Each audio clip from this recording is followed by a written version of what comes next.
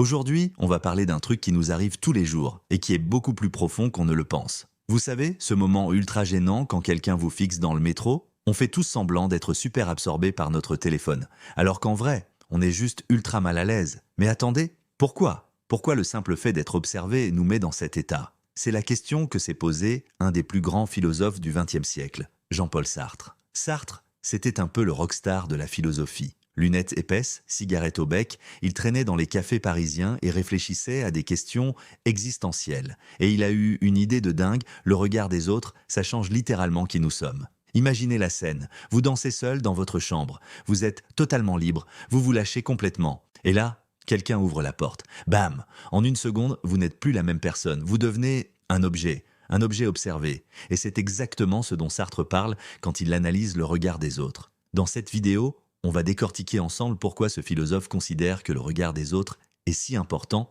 qu'il en fait la base de sa théorie des relations humaines. Et croyez-moi, ça va vous faire voir vos relations différemment. Alors, prêt à plonger dans une des théories philosophiques les plus fascinantes sur les relations humaines. Attachez vos ceintures, on décolle. Mais avant, n'oubliez pas de vous abonner et d'activer la cloche pour ne rater aucune vidéo philo. La conscience est l'être pour autrui. Ok la philo-team? Maintenant qu'on est échauffé, on va rentrer dans le vif du sujet. Et attention, ça va être intense. Sartre nous dit qu'il y a deux façons complètement différentes d'exister. C'est comme si on avait deux modes d'être différents. Un peu comme dans un jeu vidéo, mode 1, l'en-soi, c'est le mode des objets. Imaginez une chaise. Elle est là, elle existe, point final. Elle s'en fiche complètement d'exister. Elle ne se pose pas de questions existentielles le soir avant de dormir. Mode 2, le pour soi, et là les amis, ça devient intéressant. C'est notre mode à nous, les humains. On est conscient, on réfléchit, on doute. Bref, on est constamment en train de se prendre la tête, genre quand vous vous regardez dans le miroir le matin, pensée intérieure, est-ce que je suis vraiment moi? Qu'est-ce que ça veut dire être moi? Et si j'étais un papillon qui rêve d'être moi? Mais attendez, ça devient encore plus ouf avec le fameux exemple du trou de serrure de Sartre. Imaginez, vous êtes dans un couloir et par pure curiosité, bien sûr, vous regardez par le trou d'une serrure. État 1, vous êtes seul, complètement absorbé par ce que vous faites. Vous êtes pure conscience, pur regard. État 2, soudain, des pas dans le couloir, BAM, tout change. Vous devenez instantanément conscient de vous-même comme un voyeur. Et c'est là qu'arrive le concept ultra important de l'être pour autrui. Sous le regard de l'autre, vous devenez un nouvel être. Vous n'êtes plus juste vous-même. Vous êtes ce que l'autre voit de vous. C'est comme sur les réseaux sociaux. Quand vous postez quelque chose, vous n'êtes plus juste vous, vous devenez ce que vos followers voient de vous. Sartre avait tout compris avant même l'invention d'Instagram. Chaque like, chaque commentaire, c'est un regard qui vous transforme, qui vous définit d'une certaine manière. Et c'est là que ça devient fou. Pour Sartre, on ne peut jamais échapper à ces trois dimensions. Ce que je suis pour moi, ce que je suis pour les autres, ce que je fais de ce que les autres font de moi, c'est un triangle infernal dont on ne sort jamais. Jamais. Mais attendez, ça devient encore plus intense dans la partie suivante. Le regard des autres, ce n'est pas juste gênant. C'est littéralement une forme d'aliénation. Mais qu'est-ce que ça veut dire? Regardez ce qui se passe quand on est observé. On devient littéralement un autre. C'est comme si le regard des autres nous pétrifiait. Un peu comme la méduse dans la mythologie grecque. Sauf qu'au lieu de nous transformer en pierre, le regard des autres nous transforme en objet. Et c'est là que Sartre sort l'artillerie lourde, la honte.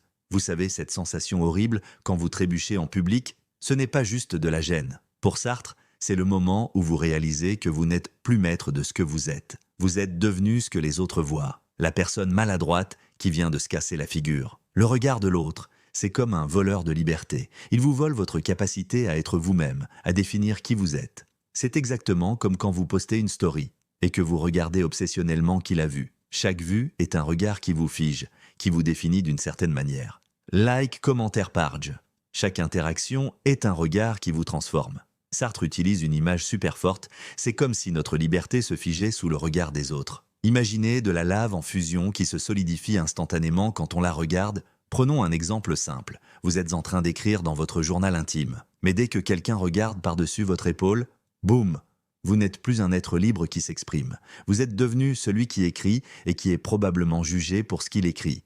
Et le pire dans tout ça, on ne peut pas y échapper. C'est ce que Sartre appelle une structure fondamentale de notre existence. En gros, c'est comme la mise à jour système de notre existence. On ne peut pas la désinstaller. Mais attendez, si on ne peut pas y échapper, qu'est-ce qu'on peut faire? Est-ce qu'on est condamné à être des objets pour les autres? La réponse dans la suite.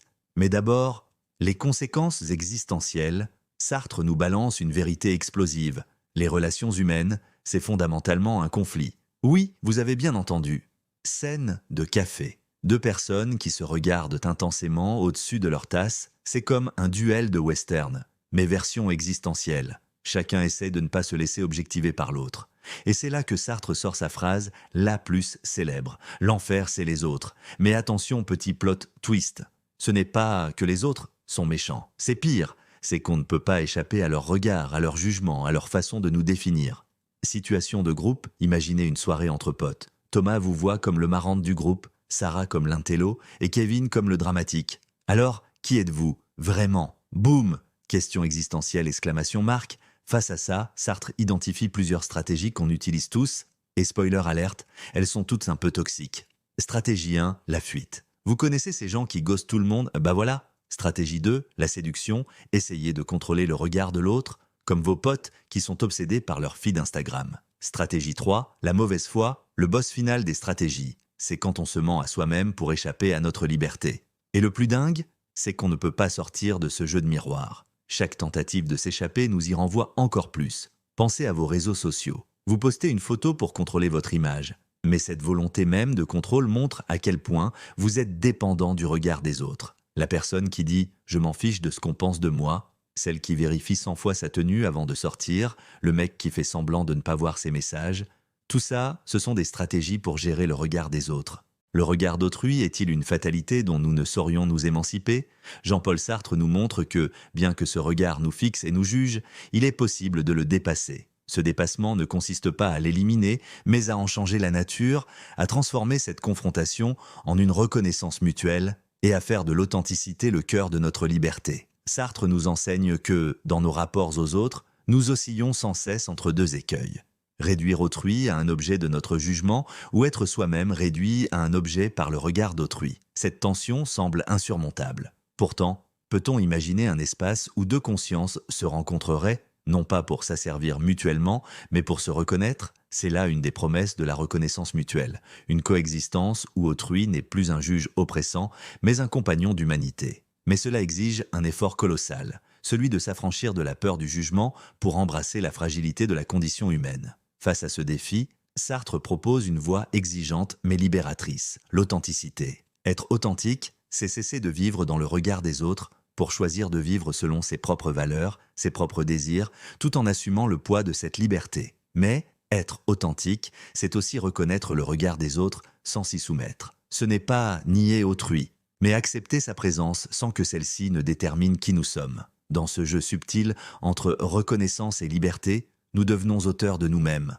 Sartre ne cesse de le répéter, l'homme est condamné à être libre. Cette condamnation n'est pas un fardeau, mais une invitation à l'action. Être libre, c'est choisir. Et dans ce choix réside toute la dignité de l'existence humaine. Pourtant, cette liberté ne se vit jamais dans l'isolement. Elle s'affirme dans un monde peuplé d'autres libertés, de regards croisés, de jugements partagés. En cela, le projet sartrien est un appel à la responsabilité. Ne pas se perdre dans la facilité du conformisme, mais assumer la singularité de son existence face au regard. Imaginons que nous portons tous un masque façonné par les attentes sociales, les jugements familiaux, les normes culturelles. Dépasser le regard des autres, c'est ôter ce masque, morceau par morceau, pour révéler un visage unique, fidèle à lui-même. Ce geste symbolique n'est pas une simple libération, il est un acte de création. En retirant le masque, nous affirmons notre identité, non pas en opposition au monde, mais comme une part vibrante et consciente de celui-ci. Ainsi, dépasser le regard des autres, c'est se libérer de l'aliénation qu'il peut produire, tout en accueillant la richesse de ce que la rencontre avec autrui apporte à notre existence. Sartre nous invite à un double mouvement, reconnaître autrui dans sa liberté, tout en affirmant la nôtre. En fin de compte, l'authenticité et la liberté ne sont pas des états définitifs, mais des projets à construire, chaque jour, face au regard croisé de l'humanité. Nous avons exploré les dimensions multiples du regard des autres, selon Sartre. De l'angoisse qu'il peut susciter à la possibilité de le dépasser, il apparaît que nous sommes à la fois façonnés par ce regard et responsables de notre manière d'y répondre. La reconnaissance mutuelle, bien qu'utopique, reste un idéal qui nous pousse à reconsidérer nos relations à autrui. L'authenticité, elle, est une clé pour se réapproprier sa liberté, en affirmant qui nous sommes au-delà des jugements. Mais que dire de ce concept à l'heure des réseaux sociaux ? Jamais dans l'histoire, le regard des autres n'a été aussi omniprésent. Les likes, les commentaires et les partages forment une nouvelle forme de regard collectif qui peut aliéner autant qu'il peut valoriser. Sommes-nous condamnés à vivre pour plaire à un algorithme